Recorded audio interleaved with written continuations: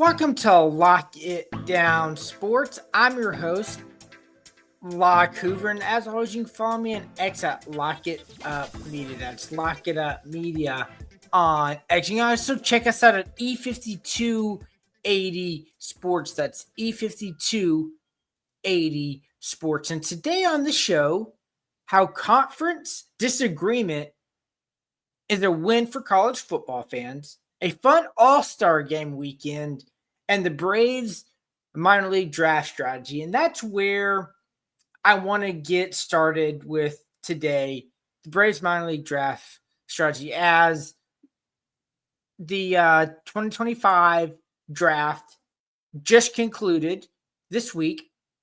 And we'll touch on that a little bit, not really a deep dive on that, but just some trends.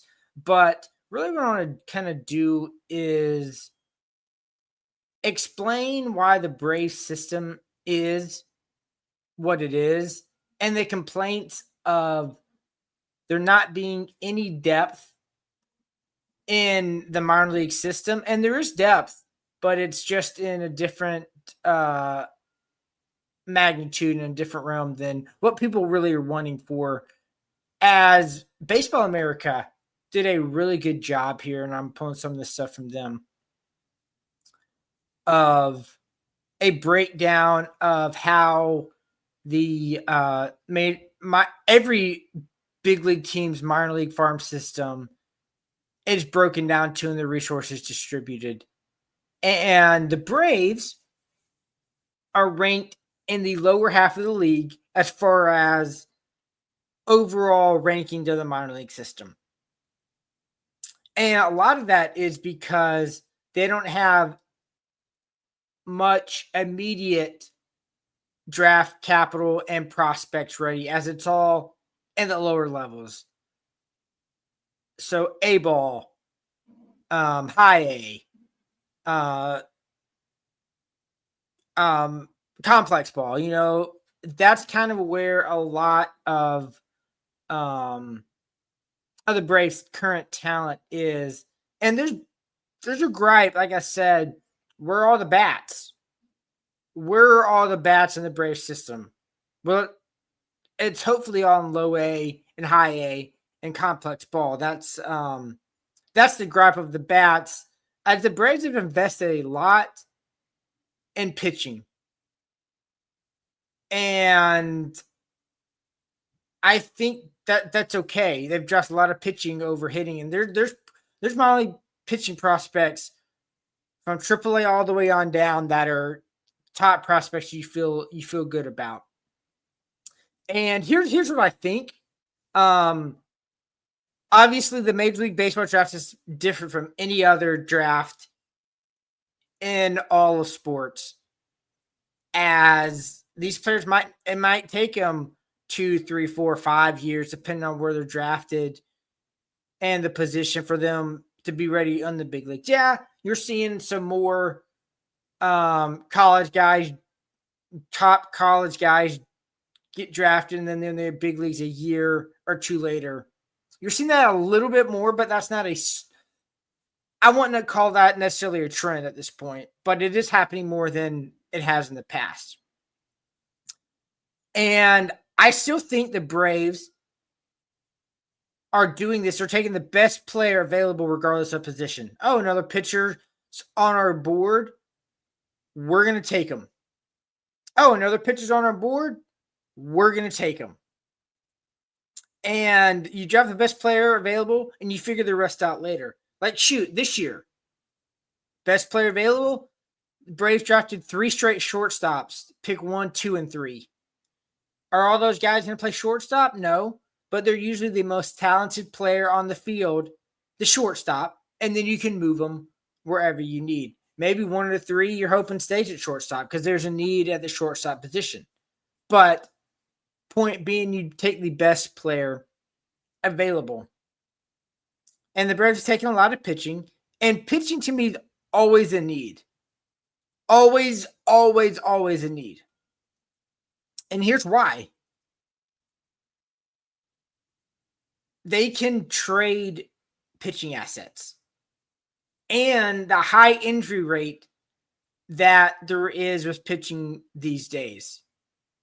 You draft one in a few years, one's going to be needing for Tommy John. Probably it's a sad trend, and you got to have that next line and the next wave ready to go, ready to fill that spot in. Also, they're great assets. So I just went back to 2020. Sorry, 2020. Now, not all these guys were drafted, but some more international guys. But my point being, there were 24 trades since 2020, some big deals, other small deals of pitchers in trades since 2020. 24 pitchers in the last 5 years of trades, just pitchers involved in trades. Yes, of course, some of those pitchers were pitchers that Anthopoulos and this current administration didn't draft. But 24 pitchers in big and small deals. Yes, the Matt Olson, Sean Murphy deals, all that, but also your other small deals. Guys, minor leaguers, middle relievers, guys that are no longer on the team. 24 pitchers since 2020 have been traded in drafts, big and small. Currency. I was talking about the injury front. Look at this year's starting rotation. 4 out of the 5 you drafted, your pitchers this year are out on the IL. And you got to have pitchers ready. Currently, the Braves don't. I mean, yes, most organizations aren't going to have 3-4 guys ready to go to move right up into the big leagues when your starting staff is out, you know? But the Braves have guys that are close in AA and AAA, but it's just continuing to fill that flow, fill that pipeline. So when one guy's out, all right, let's give it a look-see and see if this guy's ready. Okay, cool, he's ready. All right, we have something here. And that's a thing. So since 2020, the Braves have spent 79% of their draft pool money on pitchers and 21% on hitters. So I just a little breakdown. I want to break down a little bit further. So in 2020, it's only because of COVID, had only 5 round draft. The Braves didn't have a second round pick due to the signing of Will Smith. 3 out of their 4 picks were pitchers. 2021 draft, 10 out of the 20 picks, pitchers. 22 draft, 11 out of 20. The 23 draft, 12 out of 20. The 24 draft, 11 out of 20. And then in this year's draft, 13 out of the 21 picks were pitchers, but only 5 in the first 10 rounds. So they added some top, like I mentioned earlier, some top level talent in the hitting department in this current recent draft, the 2025 draft. 3 shortstops, an outfielder, a prep pitcher that they liked in the 4th round. So that's kind of where the Braves have distributed their draft capital and the draft money. Now, how successful now with these just draft capital have the Braves been at getting guys to the big league level? Well, they have 8 players, which is the most on the pitching side, and it has amassed the most innings, games pitched in all of Major League Baseball, which you like to see that return on your investment. Of the 8 players that have made it to the big leagues, you have 6 that are still in your organization. Obviously, the Spencers, Swellenbach and Strider. Bryce Elder, say what you want about him, but Bryce Elder. Smith-Shawver coming around. Dylan Dodd kind of crashed as a starter, but has looked pretty solid out of the pen and he might be a reliever. And you go, okay, you know what? He good return on investment if a guy makes it to the big leagues. Then Hurston Waldrop, still a wait and see. Yes, he's made it to the big leagues, was rushed a little bit, shouldn't have been in the big leagues last year. And he's in AAA this year, changing his repertoire a little bit. And his last handful of starts, he's throwing better. So hopefully he turns around and he's a solid big league starter. But you've already got 6 guys out of your 8 into the big leagues. 8 guys, 6 that show in your organization. So to me, the investment is paying off with their production. Now, you ask, where are they on the hitting department? They're middle of the road of getting hitters to the big leagues. So guys that the Braves have drafted, 4 hitters have made it to the majors. Only 2 are still in the organization. With Drake Baldwin and Nacho Alvarez.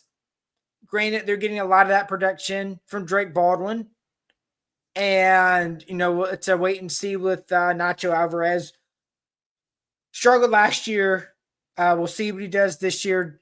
Just up for Austin Riley. And he could have a big future with this Braves team if he hits and plays good third base. Granted, he's not going to be playing third base long term. They've determined he can't play shortstop. So you know where I'm going with this. The natural position for him looks like it's second base. And that's a wait and see with Ozzie. Struggled this year, I think. And they're going to exercise the club option for Ozzie, as this is the last year of his actual deal. And then he's got 2 club option years at $7 million. Which I think that with a $4 million buyout. So I think the Braves are going to pick up the option next year on Ozzie.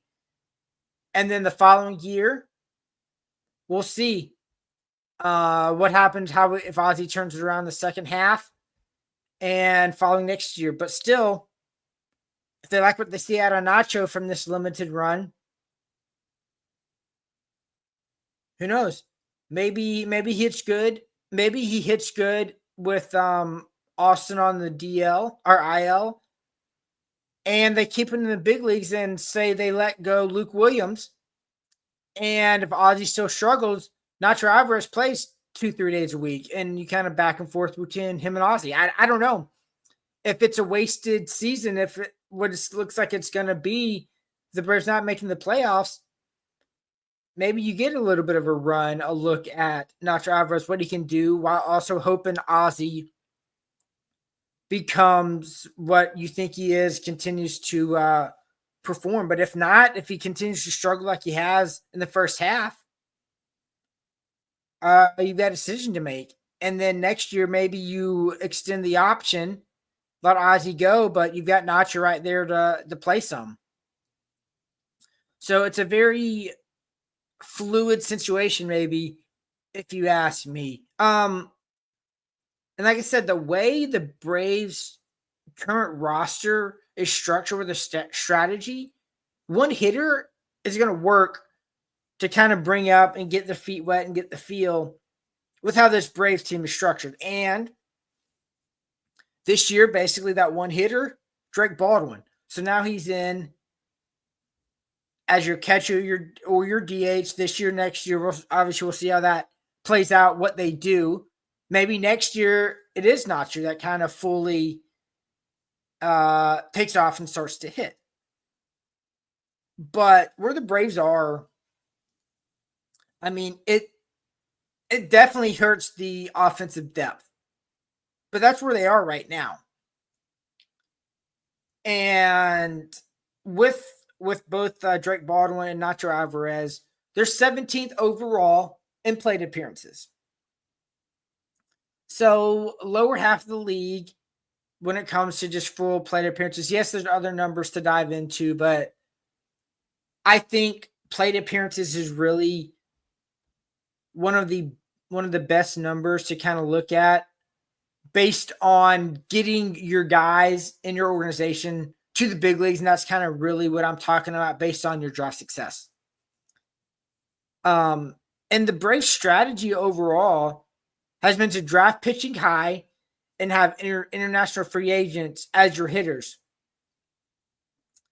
And it's a wait and see, of course, how this international crop turns out, because it's a bunch of guys at lower levels. And we saw this year with the draft, they drafted 3 bats, 3 shortstops high in the draft. So it's a wait and see, but that's kind of where the Braves system sits and why they're at where they are. Now, speaking of why they're at where they are, that might stay for a little bit, and that's a win for college football fans. And what I mean by that is the Big Ten has confirmed what we thought, as they don't want the 5 AQs and the 11 at-large setup. Some of that pull is they don't want that as long as the SEC stays at 8 conference games. And if you ask me, I've touched on this before, I see no reason why the SEC needs to go to 9 conference games.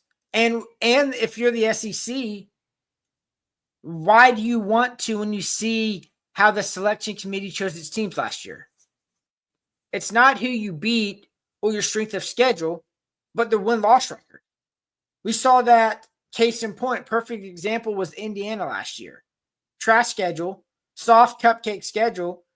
One of those, sure, they beat who they were supposed to beat. They won the games they were supposed to win. Maybe there was an upset or two along the way for them that they won. But just case in point, weak schedule. To follow up on that, another Indiana thing, they just canceled a home-and-home series with the mighty Virginia. The mighty Virginia Cavaliers, they canceled a series on with, and instead added my alma mater, the Fight Nows, Kennesaw State. Go Owls. But still, Kennesaw State, Austin P, and Eastern Illinois to their schedule as opposed to the mighty Cavaliers. And you're like, I didn't think Virginia was that good at football. You know what? You're right. They're not. The last 3 years, Virginia is 11-23. 11-23. They're running from that to me. They're scared of a Power 4 conference team that is 11-23 their last 3 years. Sure, they play the 9 conference games, but they're running from 11-23 from a Power 4 conference school. They saw what the selection committee was looking at, and it benefited them. So we're going to run away from a Power 4 school. And you got to remember, in the SEC, it is required that they play 1 Power 4 school. So essentially, they play 9 Power football conference schools in games. So why, again, is there a need for the SEC to add another conference game when it could hurt them a lot more than it would help them? If you're Georgia, why would you potentially want to add a LSU to your schedule? If that's the matchup, if that's how the SEC 9th game schedule shakes out that year. You much rather have that Virginia on your schedule. It's a Power 5, a Power 4 school. Granted, they've already got that in Georgia Tech. You know, every year they play Georgia Tech as their minimum Power 4 school conference game. And it's not beneficial to the SEC to add that game to the schedule to any game. If I'm Tennessee, I don't want to add a let's just use the example again, LSU. I don't want to add LSU when I already played Georgia, Florida, Alabama. Now, then I'm also playing one of usually Oklahoma, Texas now. So, yeah, I don't want to see LSU on the schedule. Run from the conference? No, not run from competition. We already played tough enough schedule as it is. Tennessee's got Syracuse this year. That's our non-conference game. Who's better than Virginia, by the way? Who Indiana's running from. But it's a win to me if you ask me for college football, because if the Big Ten and the SEC don't have an agreement on what they want, college football playoff stays at 12 teams, which is great. It's a big win for the college football fan. Now, I think what also was a big win was Major League Baseball's All-Star game this week, this week, shall I say. Home Run Derby, it was fun. You knew everybody's name that was in the Derby. Everyone should have been in there. Solid participants. Outside, you maybe question why Jazz Chisholm was there. Not really a home run hitter or slugger.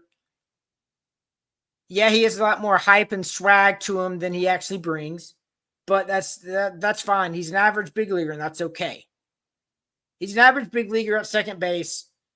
Doesn't have the crochet that he thinks he has and he brings, and that's fine. That's okay. All-Star game, I enjoyed. Very enjoyable All-Star game. Home Run Derby tiebreaker, I loved it. I love the Home Run Derby tiebreaker. Very cool. Now, some of the participants, a little bit questionable. Yeah, I would say so. Question: why are you in Atlanta and your participants are a Met, a Philly, and a Marlin? You're in Atlanta. Met, Philly, Marlin.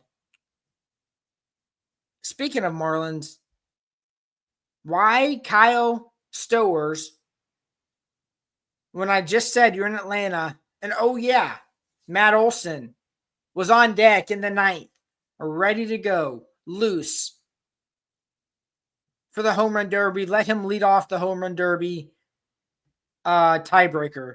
Oh yeah, did I mention you're in Atlanta?